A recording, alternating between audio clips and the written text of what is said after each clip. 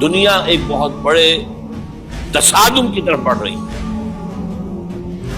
اب میں اس سے اگلی بات جو کہنا چاہتا ہوں اس کے لیے پہلے سے معذرت ہے۔ خوشخبری میں نے دی ہے تو بدخبری بھی ملی۔ اس عالمی غلبہ اسلام سے پہلے ابھی امت مسلمہ کی بہت پٹائی ہونی ہے، بہت پٹائی ہونی ہے، بہت پٹائی۔ یہ میں نہیں کہہ رہا، حضور نے کہا۔ کتاب الملاحم احادیث کی کتابوں کے آخر میں یہ 4 ابواب جو آتے ہیں تو عام طور پر علماء بھی نہیں پڑھتے، اس لیے کہ ان سے کوئی فقہی مسئلہ تو نکلتا نہیں، ان سے کوئی شرعی حکم نہیں نکلتا، وہ تو پیشین گوئیاں ہے۔ کتاب الفطر کیسے کیسے فتنے اٹھیں گے، کتاب الملاحم کیسی کیسی جنگیں ہوگی، کتاب اشراط الساعہ قیامت کی علامات کیا ہوگی، کتاب و علامات کی قیامت کیا ہوگی، ان ابواب کو پڑھیے تو آپ کو معلوم ہوگا اس دور کے آنے سے پہلے ابھی امت مسلمہ پر اللہ کے عذاب کے بہت سخت کوڑے پڑے، معافی چاہیے۔ اگر رسولوں کی شان یہ تھی جو بشیر بھی تھے اور نذیر بھی تھے تو میں بھی ایک ادنا غلام ہوں۔ میں جو کہہ رہا ہوں قرآن حدیث،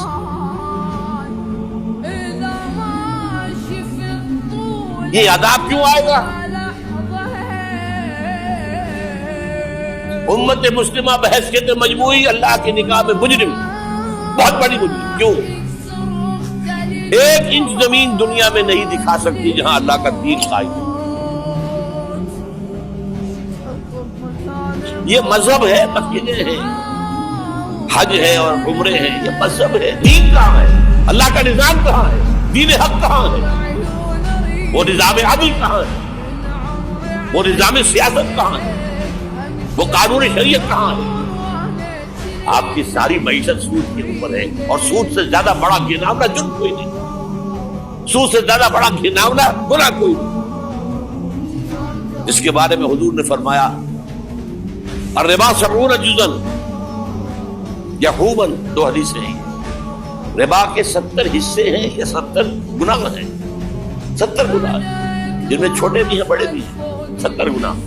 ایسا روحا ان میں سب سے چھوٹا اس کے مساوی ہے ان کہ الرجل امہ، کہ کوئی شخص اپنی ماں سے زنا کرے۔ سنن ابی داؤد کی روایت ہے۔ سارا نظام آپ کا کہاں ہے؟ تجارت ہو تو اس پر ہے، زراعت ہو تو اس پر ہے، بیج لیا تھا تو سودی قرضے پہ لیا تھا، اس کے بعد جو اس کے لیے کھاد خریدی تھی سودی قرضے پہ خریدی تھی، پیسٹیسائڈ خریدے تھے سودی قرضے پہ خریدے تھے، اس کے بعد اگر کوئی ہارویسٹر لیا ہے، کوئی اور لیا، ٹریکٹر لیا تو سودی قرض، سود ہر دانے گندم میں سود ہے۔ کوئی شخص بچا ہوا نہ میں بچا ہوا نہ بچا ہوا، کوئی بچا ہوا، سارا کاروبار، ساری سمجھ حرفت، ساری حکومت، پوری حکومت، پوری قوم سود کے اندر جکڑی۔ ایک ایک شخص کہاں ہے اس میں؟ آپ میری بات سمجھ لیجئے، اسلام کے 2 حصے کر لیجئے، اسلام بطور مذہب، اسلام بطور دین۔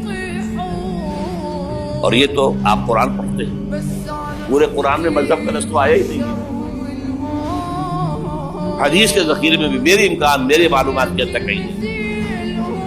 یہ مذہب تو ہمارے یہاں استعمال ہوتا ہے۔